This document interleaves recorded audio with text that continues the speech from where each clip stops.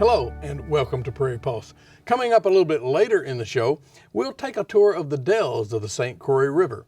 But first, joining me now is Christina Weber, North Dakota State University researcher and associate professor of sociology.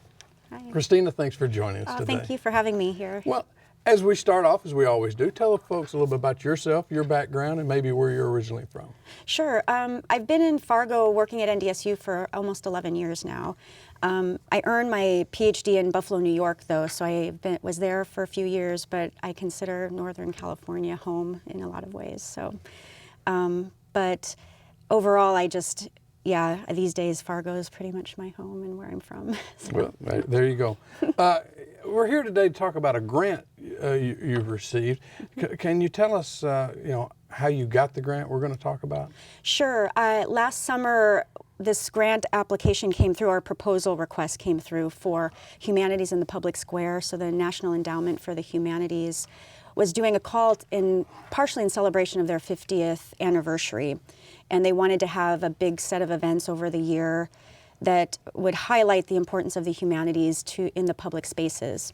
So this particular grant, when I saw both this call and their emphasis and interest on veteran issues, I felt this would be a great opportunity for me to work on some of the material and research I've been doing over the past number of years, but in a way that gets me out of the academic setting and into the community, doing more work with the Fargo-Moorhead community.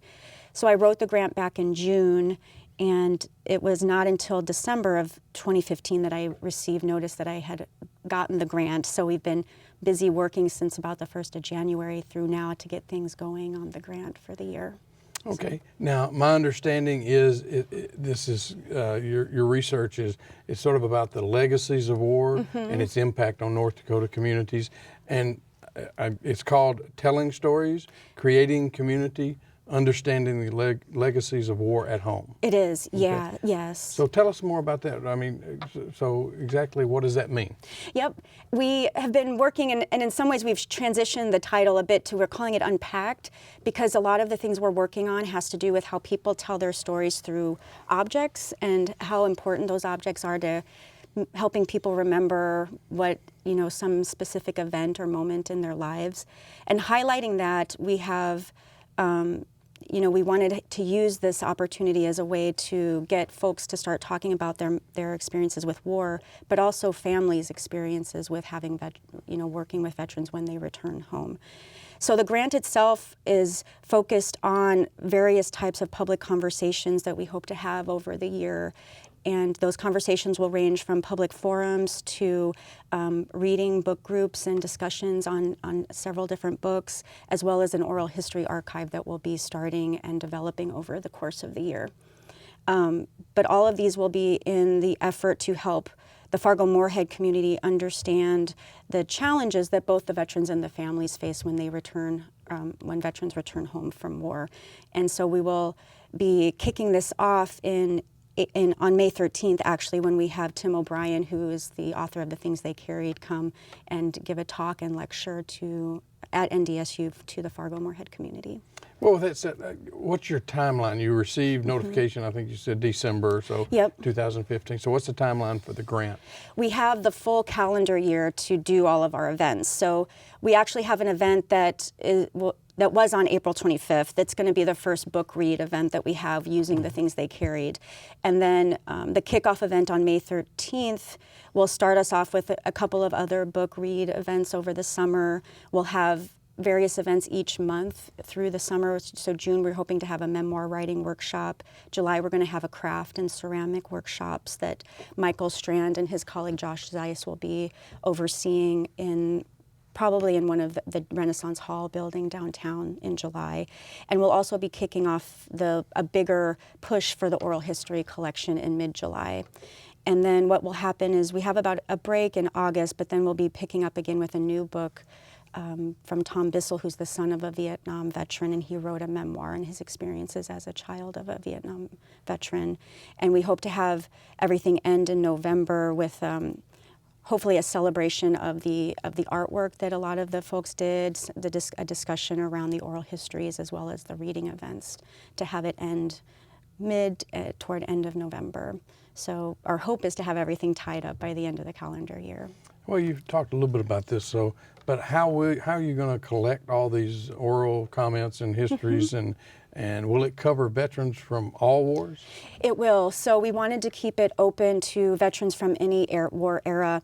My sense is we'll get the largest numbers from the most current Iraq-Afghanistan war, but also the Vietnam era. I know it's going to be a little harder with World War II because those veterans are no longer with us, or most of them are getting into their 90s probably at this point.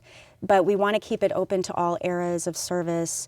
And another emphasis I wanted people to know is we really want families and encourage families to see the value in their stories too that they're telling, because I think oftentimes families just defer to their veteran, which is understandable, but I wanted them to be able to have opportunities to share their stories and the challenges of what they face both while the soldier's gone and when they return back home. But we're doing that. Currently, I'm working with Angela Smith, who's an a public historian in the history department at NDSU, and she has a class who's currently doing some preliminary collections of oral histories, and they're also developing sort of a handbook that will help us in the future train folks to help us with further collection in the summer. So we're going to have on May 5th an event at NDSU where the students and some of the veterans who participated will participate in that event. And that'll be in the Memorial Union. And then what we'll do is in mid-July, we'll start up, and the hope is having a room reserved at the public library where we'll have, I think about 2 or 3 weeks of really condensed time where we have people volunteer times and come and talk and give their stories for us. So interesting. But it seems we hear stories, especially, in the last few years and more Iraq and Afghanistan soldiers coming home with post-traumatic stress disorder. And will you be looking for stories like this? To some degree, yes. I mean, our goal really was to have stories told that, run the gamut of all types of situations, whatever the veterans and their families feel comfortable talking about, really. And we're hoping to get everything from maybe some of the challenging experiences they had overseas, as well as some of the things they experienced coming home, some of the challenges or excitement or whatever it might be that they had when they returned back to see their families again. I think there's a lot of those stories are hidden from us here at home because we just don't quite know or have connection with the military itself and all the different processes that they have to go through both when they're leaving the country and entering back into the country. So while some of them will be some challenging memories, I'm sure, for folks, we hope to also have just day-to-day mundane experiences. We really think there's an importance to collecting the stories and having a document of what real people go through in these times of war. So. In your research, how do communities deal with war, or how have they dealt with it in the past? Yeah, it seems like it's changed, right? There's always this popular understanding that World War II was the celebratory return of the veteran, and then Vietnam was much less so. There was a lot of feelings that that war was an unpopular war, and there was a lot more challenges to that return. This war, I think they've tried to remedy that, but I think the connection between all of them is that because here in the U.S. we don't have war here necessarily, I think it's easy for communities to forget. And part of the goal of the grant is to help us figure out ways where we don't want to keep, picking at old wounds over and over again, but how can we establish a community that's okay with having dialogue around tough issues, but also welcome veterans back and really talk about those things that matter to the veterans and their families. Can you tell us about a program you mentioned about a community will read a book and then discuss it in terms of the legacies of war? Exactly. So I'm excited because the things they carried is it's a great book because it has all the emotional force of what it's like for a veteran and coming, and what they deal with over, in whatever they're doing at war. But I think it's accessible for everybody to read in communities both young and old. So our goal is to have this be our spring book, and Alison Graham Bertolini, who's an English faculty member at NDSU, she's going to be leading those discussions for us. As I said, the first one was April 25th, but we'll hope to have a few others that will be after Tim O'Brien's actual visit. And these will enable us to discuss both the book itself, but also, encourage veterans and their families to come and share maybe some things they felt they connected with in the book and differences and all of those types of things. We hope to get a good dialogue going about some of the issues and what families and veterans and the community itself feels about war itself. So. Well, you mentioned about some of these workshops. What about the writing and ceramics workshops Yep. for veterans and families? Yep. What about that? I mean, what do you hope that will accomplish? Well, when I was thinking about the writing of the grant, it's easy for me to think about. I love to write, right? But not everybody loves to write things down, and not everybody wants to talk about their stories in the same way. But I wanted to cover a lot of different ways we can talk about our experiences. So we have the written side. So we're hoping to develop some memoir writing workshops for those who really want to write their stories. The oral histories will enable people who just want to talk about their experiences and be able to do so. And we develop these kind of craft ceramics workshops as a mechanism for folks who maybe want more tangible ways of talking and experiencing the world. They can actually talk through the experience of creating a cup. You know, Michael and Josh are developing things where people will bring in an object, that maybe a medal or some other kind of object that reminds them of their father who served, or a person's own service.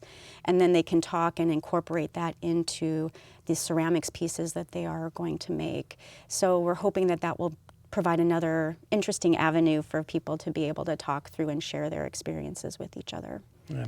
And you talked some about the public forums for veterans to actually talk and maybe share with their families and their communities. Can you tell us more about that?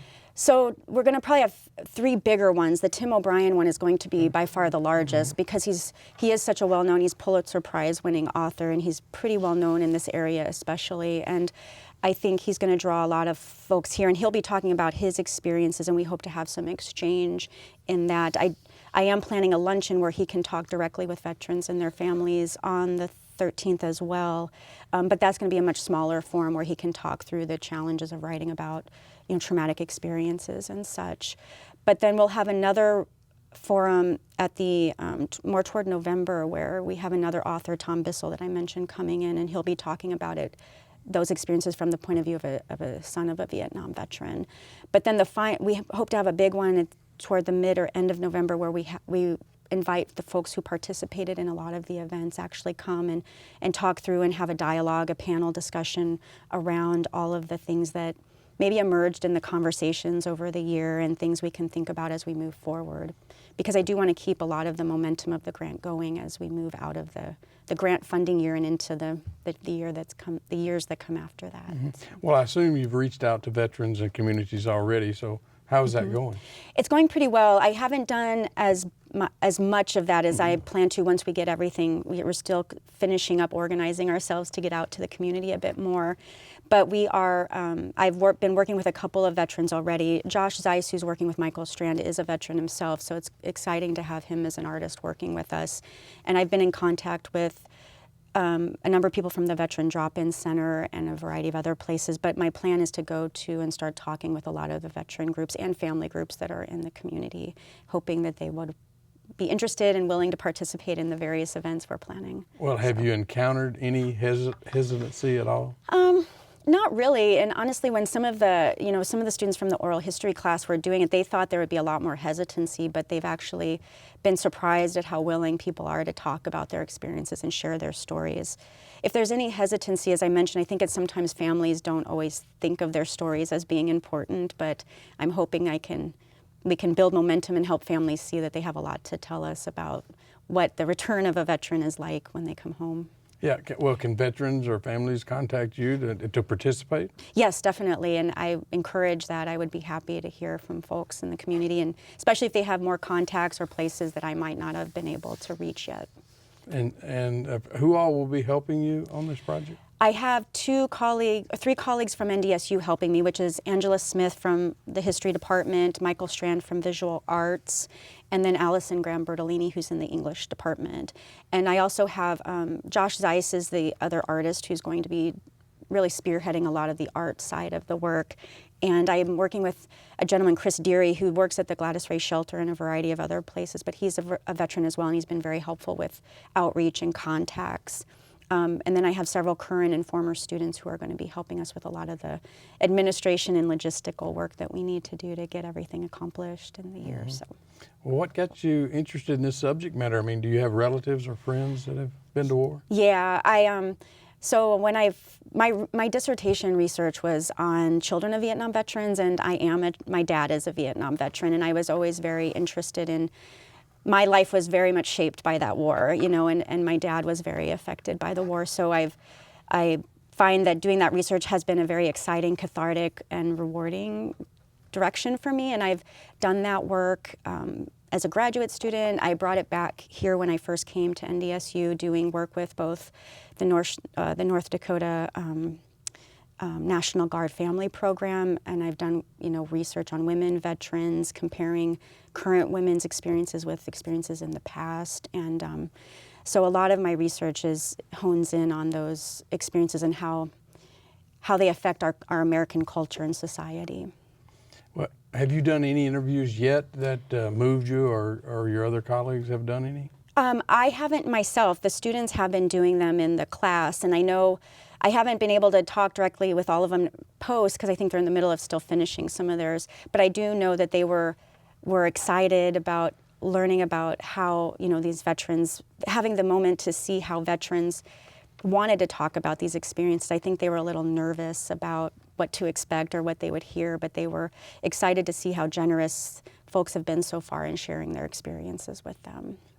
So what do you hope, and what will you get? I mean, this is, you said a paper, I think, but so what do you hope comes out of the project in the end? In the end, well, over the year, like I said, I really hope that there's just more dialogue about war and what goes on for folks, and that there's people here struggling still, and how can we as communities be supportive of those folks when they return. I hope to have challenging dialogues too, because I know not everybody agrees about war itself, but how can we come together still, even if we have differences around war issues, but still support veteran issues and families of veteran issues. So a lot of community awareness is one of my biggest goals. The other one is really having a thriving oral history that I can sustain after the year project is up, because I do want it to be an ongoing collection process so we can keep adding to it over time. So that's my other big goal. And it will be research for me down the road. This year though, and with the way the grant is structured, it's very much about public programming and outreach. So this year is really, my focus is how many conversations I can have with people about the impact of war. So that's going to be happening for me constantly, I think, over this next year. But those are probably the big goals, with, I hope, a lot of ongoing work afterward, both with my collaborations with the artists on the project, as well as the oral history archive itself. Yeah, and of course we said paper, but are you recording all these?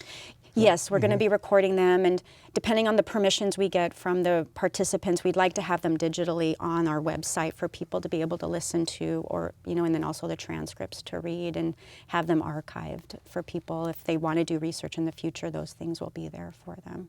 So, yeah. Do you have a number picked out that you want to get to so many people, or is that is it just as many as you can? As many as I can, but I have to say I probably wrote in a number way higher than my colleague, the oral historian, thought. I was about had a heart attack. I think I said 90. I think if I could get 50 to 70, I would be super excited in this year, and then keep moving forward with those numbers. Well, finally, if people want to get more information or find out about the project, where can they go? Who can they contact? I would say contact me. My email address is christina.d.weber@ndsu.edu, and then there will be a website up for them to be able to look at, and hopefully it'll be a fun website for them to explore as well.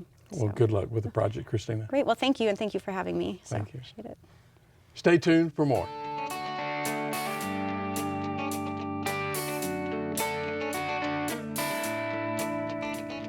The rugged beauty of the dells of the St. Croix River, which straddles the border between Minnesota and Wisconsin, had drawn visitors even as far back as the 1860s. But in 1895, when the beloved tourist destination was threatened with plans to grind the cliffs for gravel, Minnesota and Wisconsin galvanized to establish the first two cooperative state parks in the country in order to preserve the unique landscape for generations to come. We are at Wisconsin Interstate Park in St. Croix Falls, Wisconsin. This is Wisconsin's oldest state park. It was established in the year 1900. We are at Interstate State Park in Taylors Falls, Minnesota. This state park has a history that spans back to 1895 when it was first created.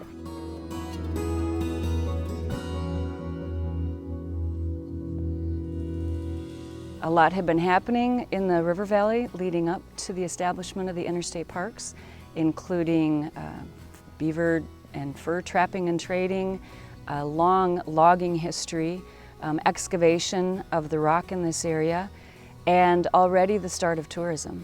So citizens thought it would be in their best interests of both communities to preserve the scenic beauty of the dells of the St. Croix River. Specifically to protect some basalt cliffs along that riverway that have been here for over 1 billion years. One of the treats is to explore what was carved into those basalt cliffs many years later, and those are glacial potholes. We talk a lot about the Ice Age here at Interstate Park. Meltwater from that Lake Superior lobe of ice had formed a lake at the ice margin called Glacial Lake Duluth. That meltwater had nowhere to go, and all that meltwater began crashing down through this valley. This river was moving so quickly that in backwaters or in eddies, the current would begin to swirl, forming whirlpools. And glacial debris that had been picked up by the moving ice of the glacier would get trapped in the swirling water of the whirlpools, and that debris would begin to swirl around and around, forming a liquid drill, which would actually begin to drill into the solid basalt below, leaving behind eventually some very smooth, sided, round holes in the rock. These are known as glacial potholes. And those are a real treat. You can walk above them, around them. There's even a pothole that you can walk inside of. When you come here to Interstate Park, you immediately see these stone structures. And you just get that feel of the history of the park. And those big blocky structures and the big log beams really kind of feel like you're transporting back in time a little bit. It was the Civilian Conservation Corps and the men of Camp Interstate that developed Interstate Park and made it available to park users. The CCC workers that we had here on the Minnesota Interstate State Park side were coming from the camp based out of the Wisconsin Interstate State Park side. Their charge was to establish the park without harming any of the natural scenery. So they didn't use bobcats and backhoes and large dump trucks and things. They did the work by hand. The stone that was used in all of these buildings is the natural basalt rock that we have in this area along the St. Croix River. They learned from some of the Native American method of removing this rock. Here they would start a fire on the rock.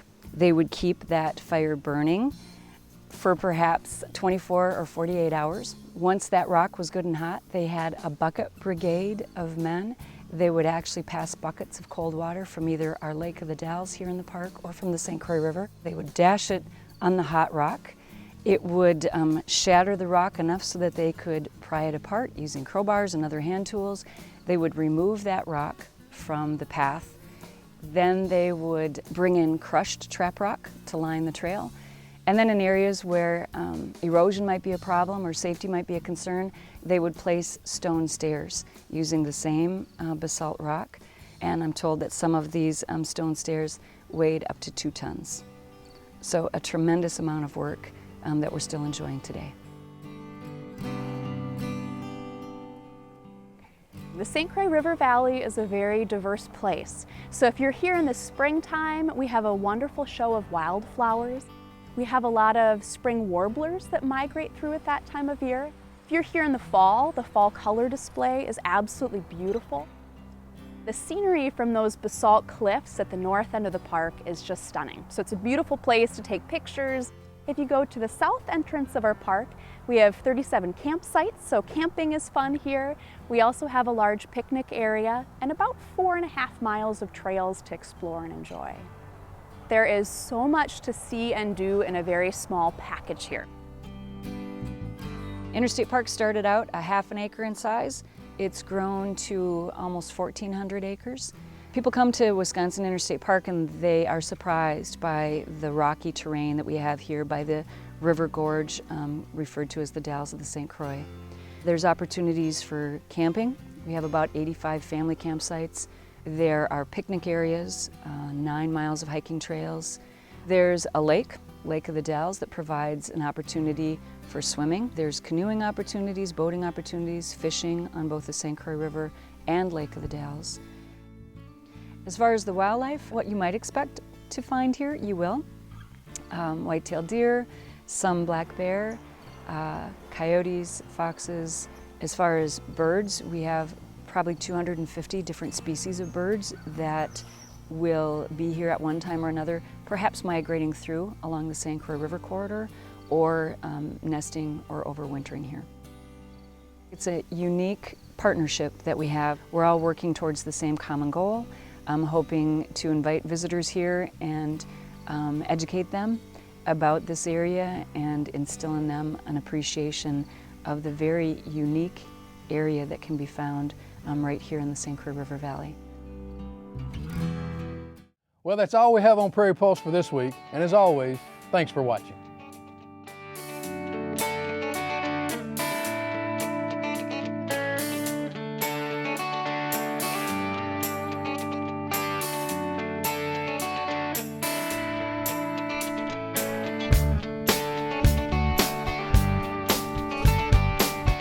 Funding for Minnesota Legacy programs are provided by a grant from the Minnesota Arts and Cultural Heritage Fund, with money from the vote of the people of Minnesota on November 4th, 2008, and by the members of Prairie Public.